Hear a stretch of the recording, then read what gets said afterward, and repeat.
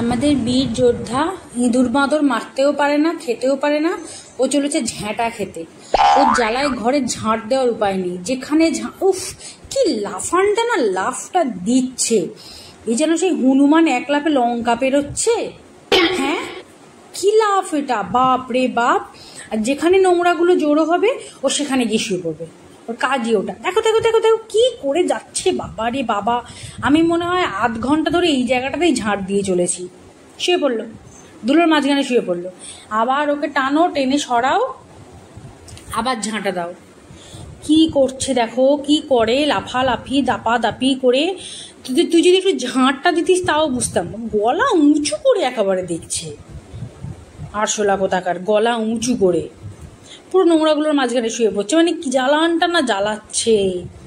এই যে ওর হাগুর ডাব্বা, ওর লিটার বক্স এখানে, কালকে নিচে লিটার বক্সটা ছিল। আমি জানি ও কি করবে।